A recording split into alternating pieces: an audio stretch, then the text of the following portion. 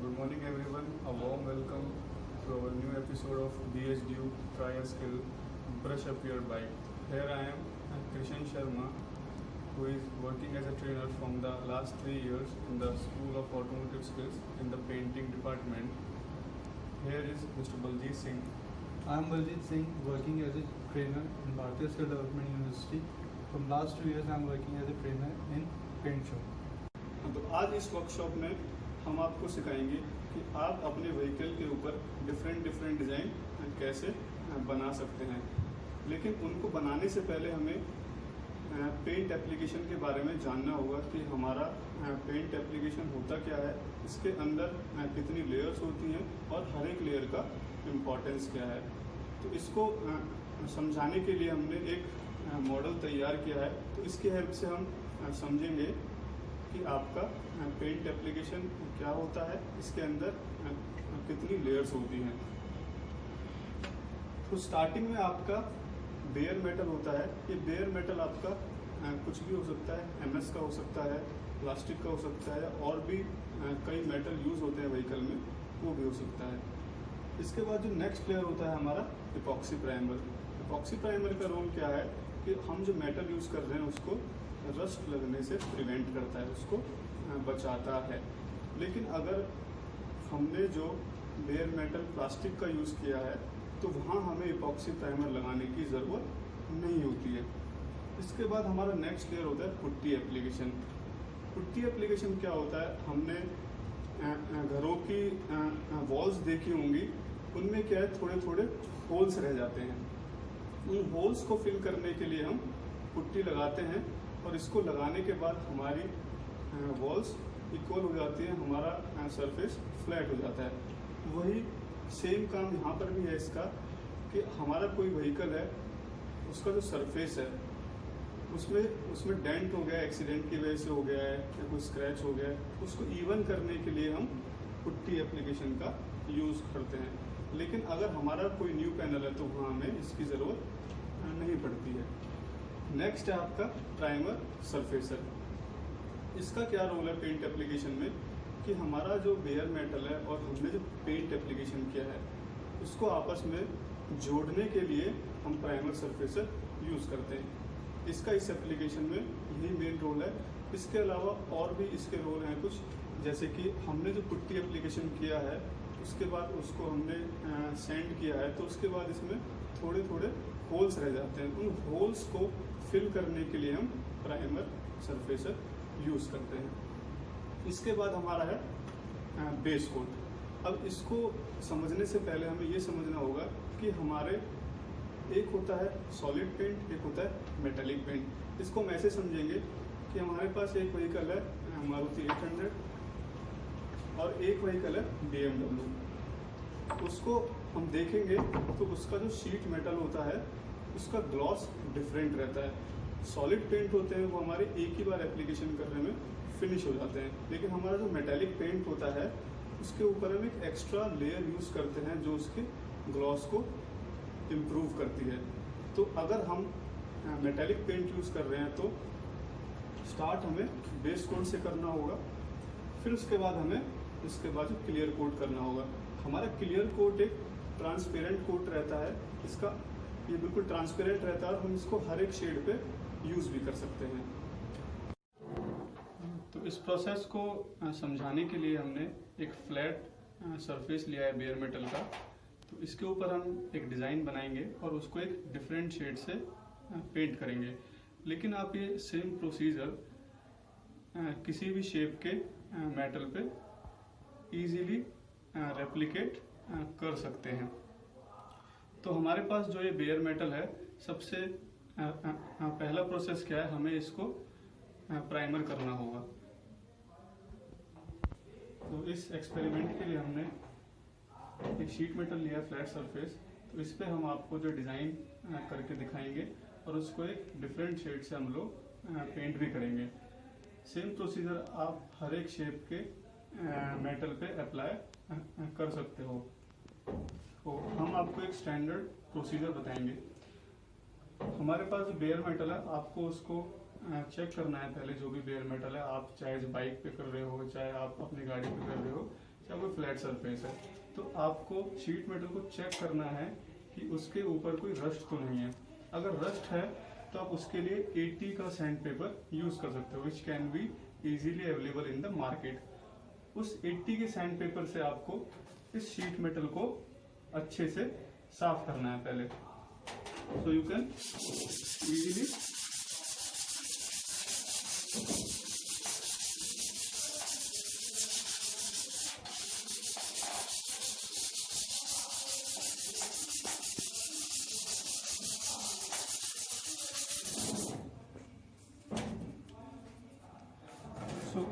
ये आपको जो बेयर मेटल है बिल्कुल साफ करना है, उसको उस टाइम तक सेंड करना है कि इसके ऊपर सारा रस्ट हट जाना चाहिए। जब आपको लगे कि इसका सारा रस्ट हट चुका है तो इसको हम जो डिग्रीजर से क्लीन करते हैं, लेकिन आप लोग डिग्रीजर की जगह आप लोग पेट्रोल भी यूज कर सकते हो, और इसके ऊपर जो स्क्रैच करने के बाद जो भी डस्ट पार्टिकल्स आए हैं उनको साफ करना है। साफ करने के बाद आपका जो बेयर मेटल है वो इस टाइप से दिखेगा।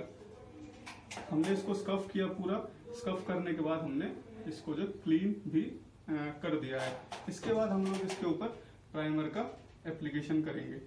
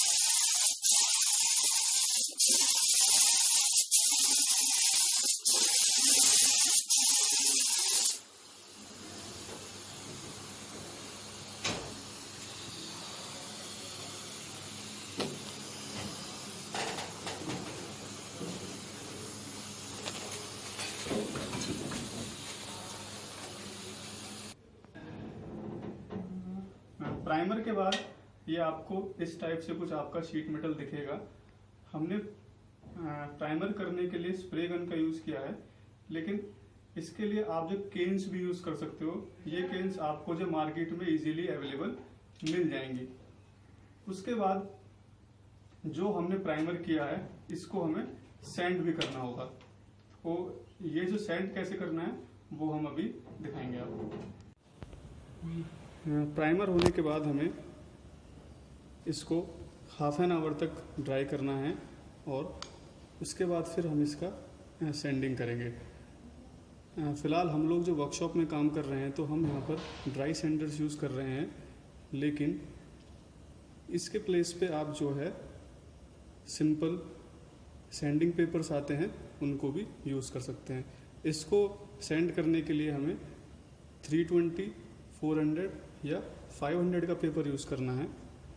सैंडिंग से क्या होता है, जितना हमने स्प्रे किया है प्राइमर का, तो उससे हल्का हल्का इवन इसके ऊपर जो है स्पॉट्स बन जाते हैं, अनइवननेस आ जाता है। उस अनइवननेस को हटाने के लिए हम ड्राई सैंडिंग करते हैं।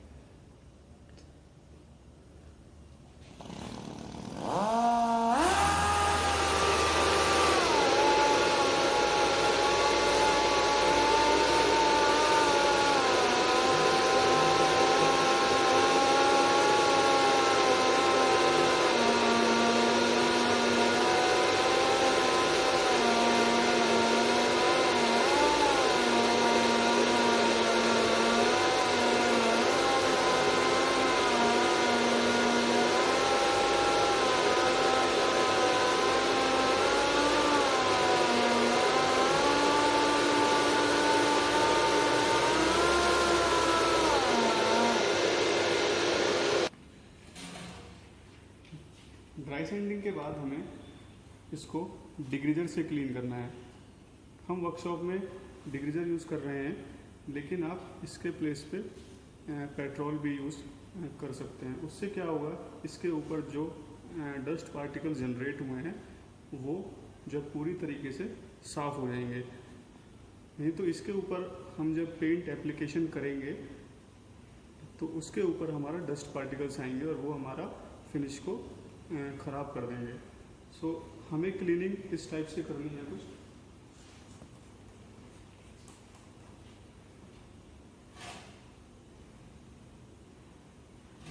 क्लीनिंग करते टाइम हमें कॉटन को रब नहीं करना है। एक बार आपको लेफ्ट हैंड साइड जाना है और एक बार जो राइट हैंड साइड जाना है।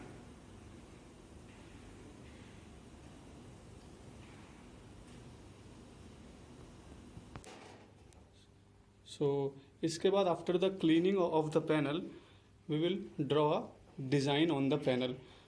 तो उस पर ड्रॉ करने के लिए design we can make a stencil, और स्टेंसिल हम जो है एक पेपर से भी बना सकते हैं। हम फिलहाल इसके ऊपर एक स्टार बनाने वाले हैं, तो हम लोगों ने एक स्टार का स्टेंसिल जो कट किया।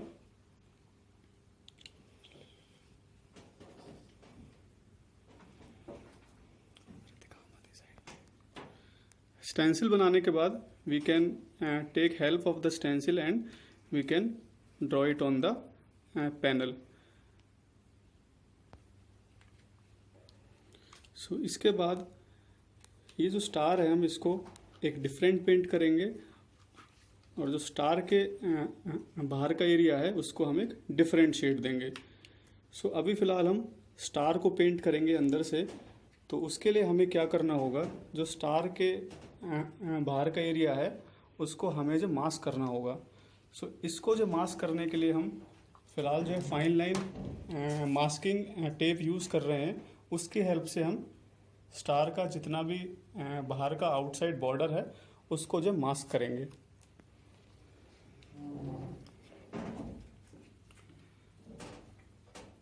सो इसके बाद क्या करना है हमें, फ़िलहाल हम जो मास्किंग पेपर यूज़ कर रहे हैं, लेकिन आप in place of masking paper you can also use the newspaper.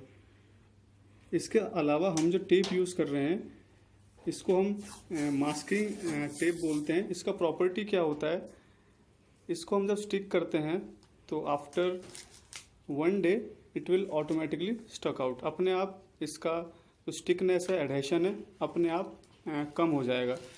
इसलिए आपके पास ये टेप अवेलेबल है तो आप ये टेप यूज़ कर सकते हैं, और आप जो डॉक्टर्स टेप भी यूज़ में ले सकते हैं। उसका एडहेशन भी as compare to simple tapes are very less. इसके बाद आपको ये पूरा फ्रेम बिल्कुल ऐसे ही आपको मास्क करना है। सिर्फ आपको स्टार वाला एरिया ही ओपन रहना चाहिए, और इसके जो आसपास का एरिया है you have to properly mask all the area.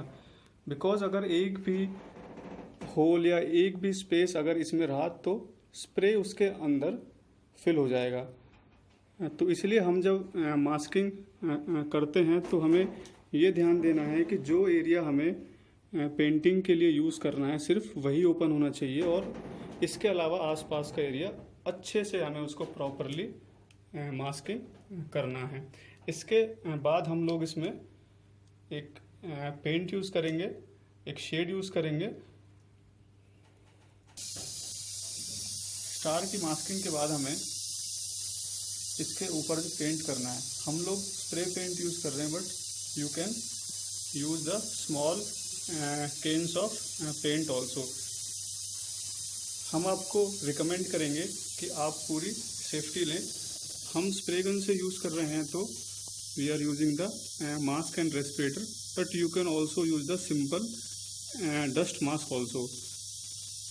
तो हम जब ये करें तो we are recommending you that you should wear proper safety. So अभी हम स्प्रे गन की हेल्प से स्टार के अंदर जब पेंट करने वाले हैं।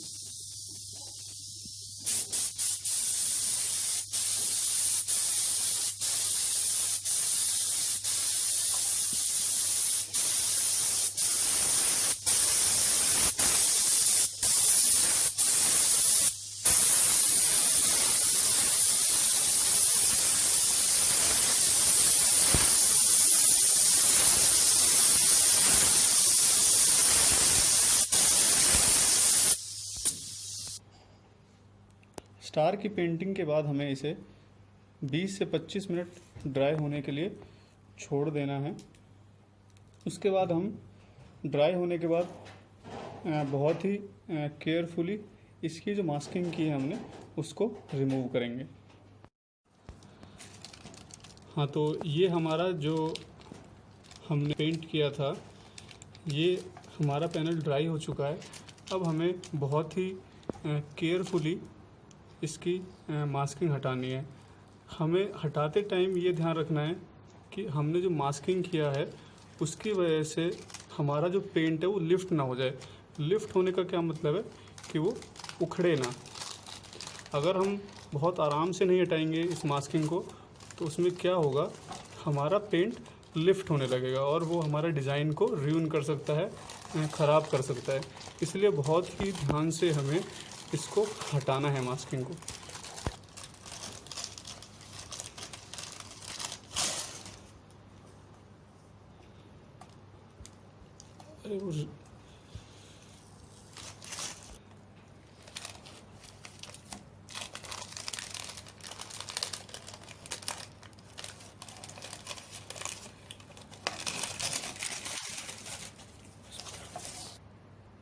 इसके बाद हमारा अगला प्रोसेस क्या है कि हमने स्टार को पेंट कर दिया है।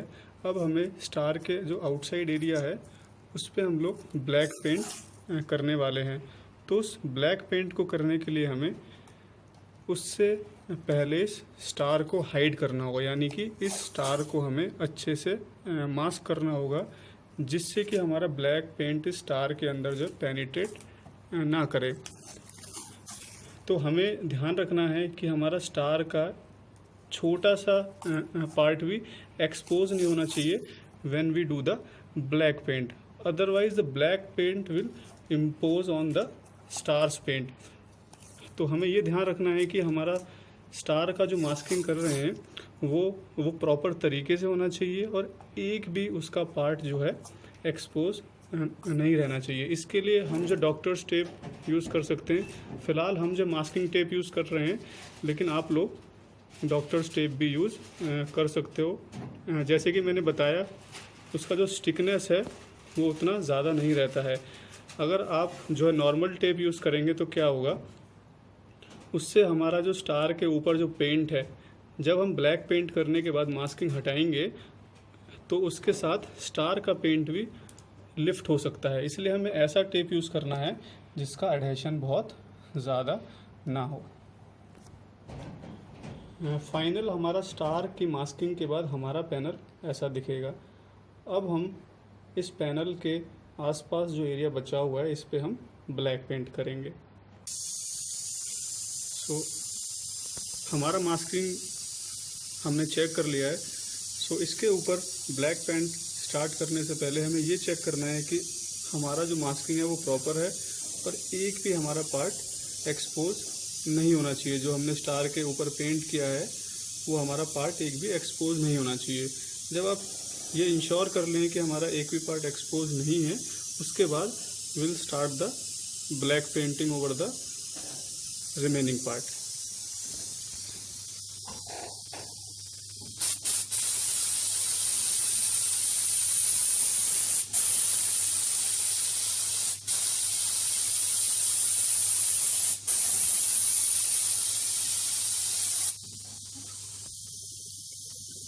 तो आपका जब ब्लैक पेंट पूरा हो जाए after the whole painting, you have to dry it again for half an our.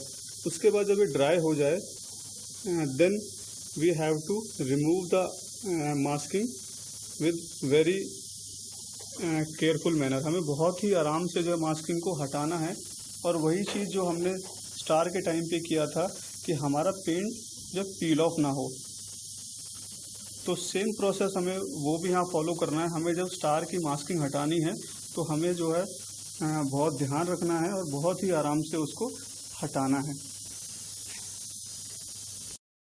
So after the black paint के बाद हमें जो अंदर स्टार का मास्किंग है उसे बहुत आराम से केयरफुली हटाना है। जैसे हमने स्टार के अंदर जब पेंट किया था और जो बाहर की मास्किंग हटाई थी, सेम प्रोसीजर हमें यहाँ फॉलो करना है। बहुत ही आराम से हमें आसपास का मास्किंग है जो वो हटाना है। हमें ये ध्यान रखना है कि हमारा जो पेंट है वो लिफ्ट ना हो। तो आपको बहुत ही केयरफुली इसको हटाना है।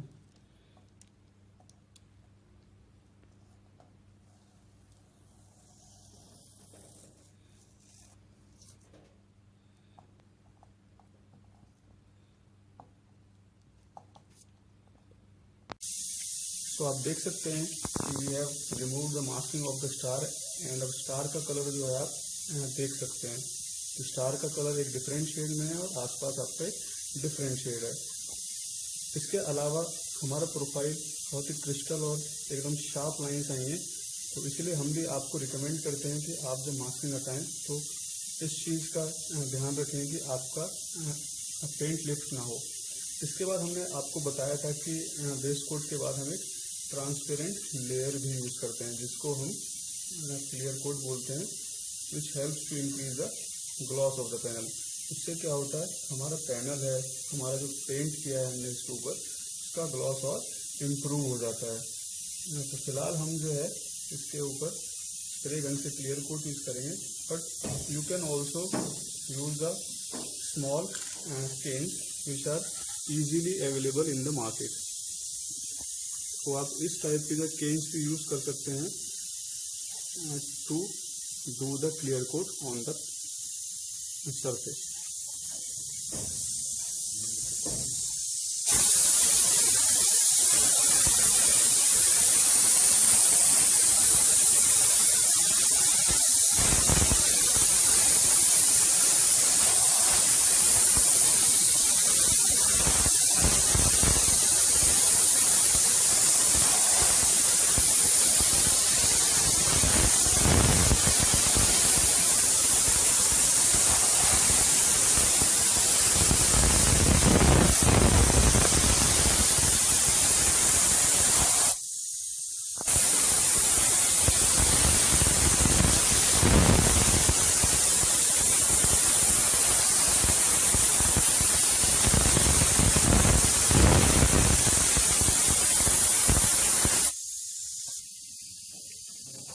So after the application of clear coat, leave the panel or the vehicle for 15 to 20 minutes. So जो आपका clear coat है वो अच्छे से dry हो जाएगा and the gloss will enhance. In the video how to make a design on the vehicle, तो हमने एक आपको फ्लैट सरफेस की हेल्प से बताया कि हम अपने व्हीकल पे कैसे डिजाइनिंग कर सकते हैं। बट आप ऐसी डिफरेंट डिजाइन हर एक शीट मेटल पे आसानी से बना सकते हैं। Standard operating procedure will be the same for each and every process. तो इस पर हमने क्या किया, सबसे पहले एक शीट मेटल लिया, उसका रस्ट हटाया, उसके बाद हमने प्राइमर सरफेसर किया। हमने जो प्राइमर सरफेसर किया हमने 1.5 कोट यूज़ किया है। ये जो कोट्स का मतलब क्या होता है कि हमने एक बार स्प्रे किया, उसके बाद हम फ्लैश ऑफ टाइम देते हैं, एक ब्रेक देते हैं कि जिससे हमारा एक कोट है वो हल्का सा ड्राई हो जाए, जिससे हम एक और कोट करेंगे वो उसके ऊपर अच्छे से स्टिक हो। ये जो कोट्स हैं ये इंडस्ट्रीज डिफाइन करती हैं, जो मैन्युफैक्चरर्स होते हैं पेंट के वो डिफाइन करते हैं कि हमें इस प्रोडक्ट के 1 कोट यूज़ करना है या 2 कोट यूज़ करना है। एक्सपेरिमेंटल होते हैं, तो आप जो प्रोडक्ट यूज़ करेंगे उस पर लिखा रहता है कि आपको प्राइमर का 1 कोट यूज़ करना है या 1.5 कोट यूज़ करना है। ये बेसिकली जो कवरिंग होती है उस प्रोडक्ट की उसके हिसाब से स्टैंडर्ड होते हैं। तो हमने यहाँ प्राइमर यूज़ किया, उसका जो 1.5 कोट लगाया, उसके बाद हमने बेस कोट किया, उसका 2.5 कोट लगाया। उसके बाद हमने फाइनली इसके ऊपर एक ट्रांसपेरेंट कोट किया है जिसको हम लोग उसे क्लियर कोट बोलते हैं, जो हमारा पैनल है उसका ग्लॉस इम्प्रूव करता है। So we hope you like the video, and if you want to know more about painting, you can visit DSU School of Automotive Skills. अगर आपको ये सेशन अच्छा लगा हो और आप ये चाहते हैं कि हम पेंटिंग पे और आपको वीडियोस दें और आप जानना चाहते हैं, so we can also do for you. So drop your contact in the comment box. Thank you. Good afternoon to all participants. On behalf of the School of Automotive Skills at Bharatiya Skill Development University, I wish to thank all of you for taking your time out in joining this session that we have conducted. I am sure it was a very interesting session and you have all generated curiosity in learning more about the automobile thing. Bharatiya Skill Development University, as you are all aware, is a very noble university doing skilling in India, and we are running the BVOC, the MVOC and the PhD courses. I am sure with this kind of an exposure, the curiosity of the students and the parents would have been generated. और हम चाहेंगे कि बच्चे parents यहाँ आके visit करें हमको और देखें कि हम क्या क्या काम करते हैं, किस किस्म से एक बहुत ही वर्ल्ड क्लास फैसिलिटी के थ्रू हम ट्रेनिंग करते हैं, and it will be our pleasure. Thank you so much.